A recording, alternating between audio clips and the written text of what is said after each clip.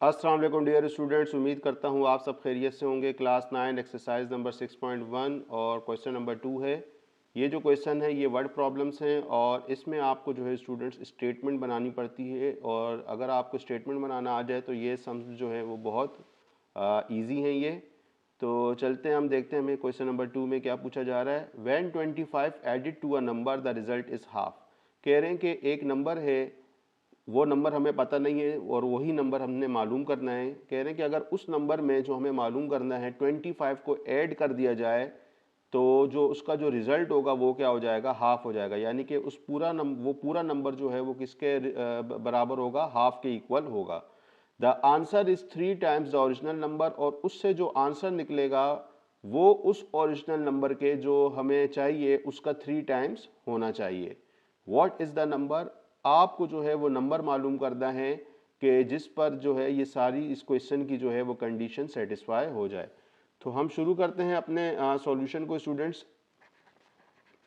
और इसमें जो है हमें जो भी नंबर फाइंड करना होता है उसको हम जो है वो x सपोज करते हैं। तो हम यहाँ पे लिखेंगे let x be the required number, कि जो नंबर हमें मालूम करना है ये वही नंबर है। Let x be the required number, then according to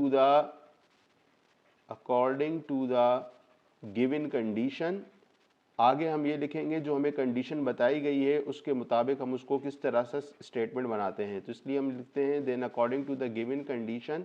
अब देखें यहाँ पे क्या कह रहे हैं, when 25 added to a number, हमने वो नंबर सपोज किया है x और उस नंबर में अगर हम क्या ऐड कर दें, 25 ऐड कर दें according to question, the result is half. तो जो जो नंबर हम उसमें ऐड कर रहे हैं तो वो किसका, उसका जो रिजल्ट मिलेगा वो क्या हो जाएगा, वो नंबर यानी कि क्या हो जाएगा, सिंपल वर्ड्स में हाफ हो जाएगा। हाफ का मतलब ये होता है कि आपके पास कोई भी नंबर है उसको आपने हाफ करना हो तो आप क्या करेंगे, उसको 2 से डिवाइड कर देंगे तो वो नंबर क्या हो जाएगा, हाफ हो जाएगा। और आगे कह रहे हैं the answer is 3 times the original number, यानी कि जो आंसर है उसका वो क्या होना चाहिए, ओरिजिनल नंबर का 3 टाइम्स होना चाहिए। ओरिजिनल नंबर जो है, समझे हमने वो नंबर क्या सपोज किया है, x, और उसका कितना होना चाहिए, 3 टाइम्स। तो यानी कि ये कितना हो जाएगा, 3x। जब भी याद रखें टाइम्स लिखा हुआ होगा तो टाइम्स का मतलब ये होता है कि आप सिंपल उस नंबर को मल्टीप्लाई कर देंगे जितने टाइम्स आपसे पूछा जाएगा। तो यहाँ पे 3 टाइम्स का है तो हमने 3x लिखा है। अगर 10 टाइम्स कहा होता तो हम यहाँ पे क्या लिखते, 10x लिख देते। तो ये हमारी स्टूडेंट्स क्या बन गई है, कंडीशन बन गई है, स्टेटमेंट बन गई है। अब हम इसको जो है सॉल्व करेंगे जैसे हमने पहले जो है पिछले क्वेश्चंस में जो है वो इक्वेशंस को सॉल्व किया था। तो सबसे पहले आप इस 2 को रिमूव कर देंगे यहाँ से। तो यहाँ पे क्या बच जाएगा, x plus 25 equal to 3x। 2 यहाँ डिवाइड हो रहा है डिनोमिनेटर में, वहाँ जाके राइट साइड पे ये क्या हो जाएगा, मल्टीप्लाई हो जाएगा। यहाँ पे क्या बच गया, x प्लस 25, और ये क्या हो जाएगा, 3 को 2 से मल्टीप्लाई कर दें तो ये हो जाएगा 6x। अब x और 25 प्लस हो नहीं सकते क्योंकि x के साथ तो कोई नंबर है नहीं कांस्टेंट अलग से, यानी कि कोई नंबर है नहीं। और सॉरी 25 के साथ तो x लगा हुआ नहीं है, x के साथ तो फिर कोफिशिएंट 1 है, लेकिन 25 के साथ जो है वो x मौजूद नहीं है, तो ये प्लस नहीं हो सकते। तो हम क्या करेंगे, हम ऐसा करेंगे कि क्योंकि यहाँ पे लेफ्ट साइड के ऊपर x जो है इसका कोफिशिएंट 1 है, यानी कि 1x है, और राइट साइड पे जो है वो 6x दिया हुआ है। तो हम ऐसा करते हैं कि इसको जो है लेफ्ट साइड से राइट साइड पे ट्रांसफ़र कर देते हैं। तो यहाँ पे सिर्फ क्या बच जाएगा, 25, और राइट साइड पे पहले से 6x था, लेफ्ट साइड से जब x वहाँ पे गया तो ये प्लस x से क्या हो जाएगा, माइनस x। यहाँ पे 25 ही रहा, 6x में से x माइनस कर दें तो ये क्या हो जाएगा, 5x हो जाएगा। यहाँ तक आपको, आई होप आपको ये समझ आ गया होगा। अब हम इसको फर्दर जो है यहाँ पे सॉल्व करते हैं और ये किस तरीके से हो जाएगा स्टूडेंट्स, आप जो है इसको चेंज कर दें दोनों साइड्स को। 5x हम यहाँ लिख देते हैं और 25 हम यहाँ पे लिख देते हैं। उसकी वजह यह है कि जो भी हम अननोन फाइंड करते हैं उसको लेफ्ट साइड पे रखते हैं। आपको सिर्फ नंबर फाइंड करना है और वो नंबर हमने x सपोज किया है तो x यहीं पे रहेगा। 5x से मल्टीप्लाई हो रहा है तो राइट साइड पे जाके ये क्या हो जाएगा, डिवाइड हो जाएगा। सो 5 1 5, 5 5 25, x की जो वैल्यू आ गई वो हमारे पास क्या आ गई, 5। यानी कि जो नंबर हमें फाइंड करना था वो नंबर क्या था, 5 था। ये हमारा यहाँ पे आंसर आ गया। अब आपने अगर इसको वेरीफाई करना है तो आप वेरीफाई भी कर सकते हैं। वेरीफाई का मतलब ये होता है कि अगर आपने फर्दर चेक करना है कि मेरा आंसर सही है या गलत है तो उसके लिए वेरिफिकेशन होती है। वो वेरिफिकेशन हम यहाँ पे कर लेते हैं, लेकिन ज़रूरी नहीं है क्योंकि क्वेश्चन में हमें पूछी भी नहीं है। तो मैं सिर्फ समझाने के लिए आपको यहाँ पे एक वेरिफिकेशन भी करके बता देता हूँ कि जिससे ये कंफर्म हो जाएगा कि हमारा आंसर जो है वो क्या है, बिल्कुल सही है। सो वेरिफिकेशन के लिए हम यहाँ पे क्या लिख देते हैं, वेरिफिकेशन। और वेरिफिकेशन किस तरीके से होती है स्टूडेंट्स, जो हमने ये स्टेटमेंट बनाई है x + 25 डिवाइडेड बाई 2 = 3x, इसमें आप x की जगह पे हमारा जो आंसर 5 आया है सिंपल ये पुट कर दें। तो x + 25/2 था, तो अब ये क्या हो जाएगा 5 + 25 divided by 2 which is equal to 3, और राइट साइड पे x की जगह पे क्या आ जाएगा 5 आ जाएगा। अब 3 और x मल्टीप्लाई हो रहे हैं तो यहाँ पे क्या हो जाएगा 3 और 5 मल्टीप्लाई हो जाएंगे। सिंपल जो लेटर x था उसकी जगह किसने ले लिए, नंबर 5 ने ले लिए। सो 5 में 25 प्लस करें तो 30 हो जाता है, डिनोमिनेटर में 2 ऐसे ही रहेगा, 3 को 5 से मल्टीप्लाई करें 15 हो जाता है। सो 2 1 ज़ा 2, 2 15 ज़ा 30, ये दोनों कैंसिल आउट हो रहे थे। तो 15 किसकी इक्वल आ गया, 15 के, यानी कि हमारी दोनों साइड्स इक्वल हैं।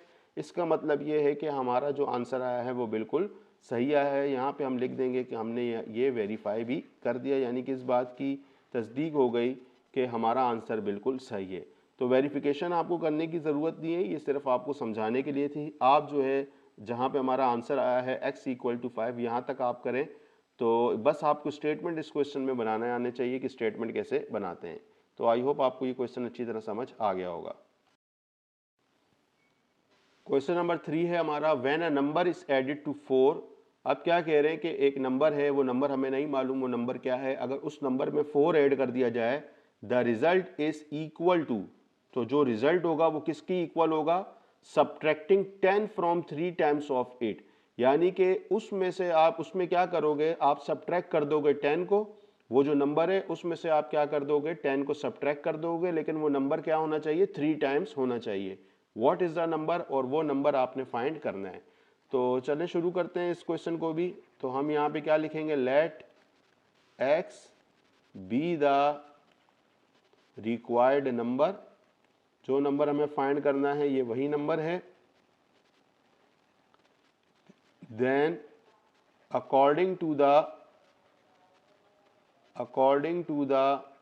Given condition, according to the given condition, अब क्या कंडीशन है ये हमने समझनी है। जो हमारी स्टेटमेंट है कि when a number is added, वो नंबर हमने क्या सपोज किया है, x ही सपोज किया है, उसमें क्या कह रहे हैं ऐड कर दिया जाए 4, the result is equal to, अब क्या है जो रिजल्ट निकलेगा वो क्या होगा, बराबर होगा इक्वल टू, जहां पे आगे equal to, subtracting 10 from 3 times of it, आपने क्या करना है 10 को माइनस करना है उस नंबर के 3 टाइम में से।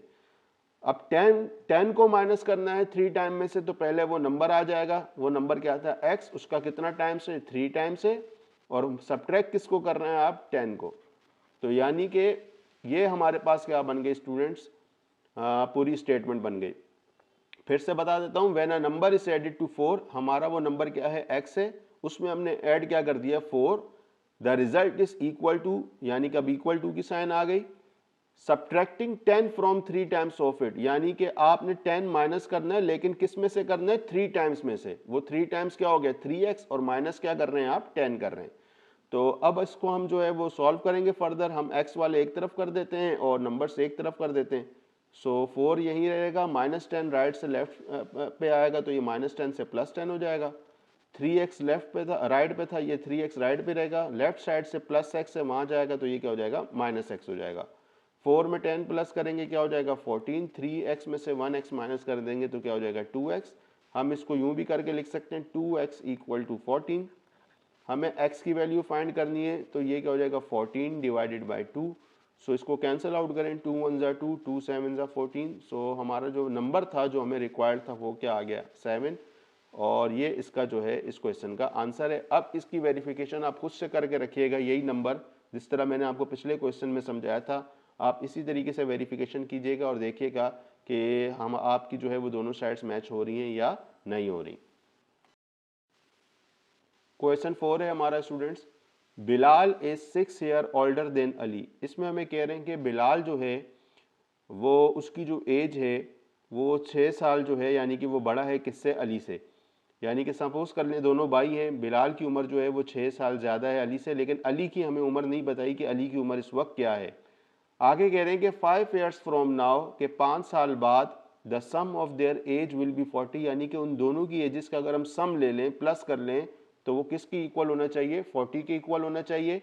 How old are both of them, आपने ये मालूम करना है कि उनकी जो है अभी करंट एज, प्रेजेंट एज कितनी है।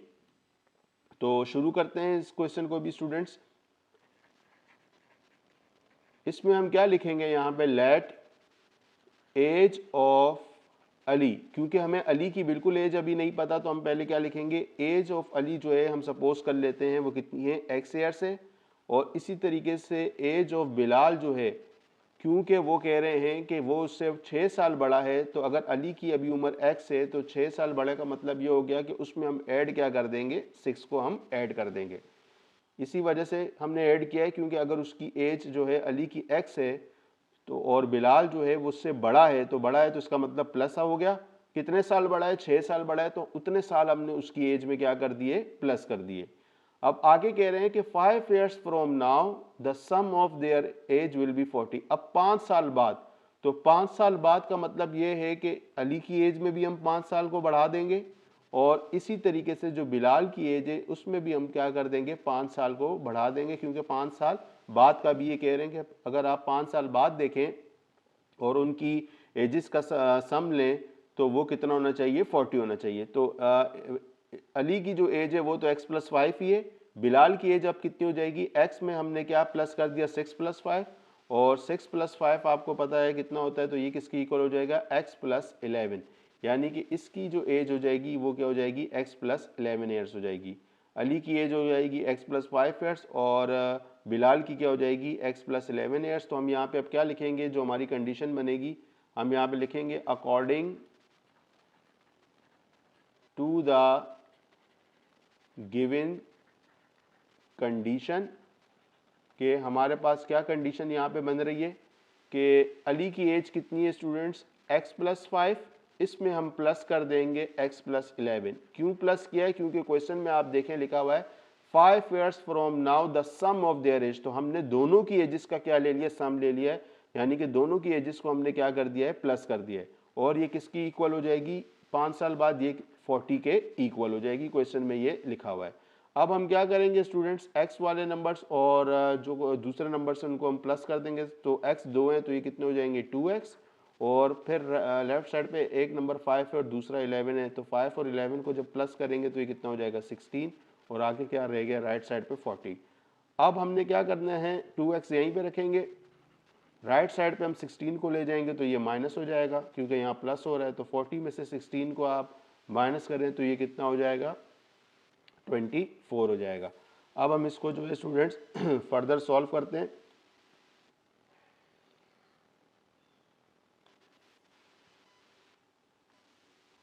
तो हमें जो है स्टूडेंट्स x की वैल्यू फाइंड करनी है, तो 24 को जो है हम क्या कर देंगे, 2 से डिवाइड कर देंगे, तो ये कितना आ जाएगा, 12।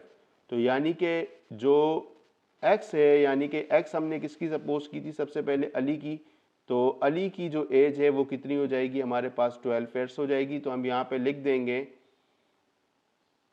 कि क्या लिख देंगे यहाँ पे, age of Ali, age of Ali जिसको हमने x सपोज किया है, तो ये कितनी हो जाएगी, 12 ईयर्स, यानी कि अली की जो एज है वो 12 ईयर्स है। प्लस 5 नहीं करेंगे क्योंकि उन्होंने 5 साल बाद नहीं बोली, उन्होंने जो है अभी प्रेजेंट की बोली है।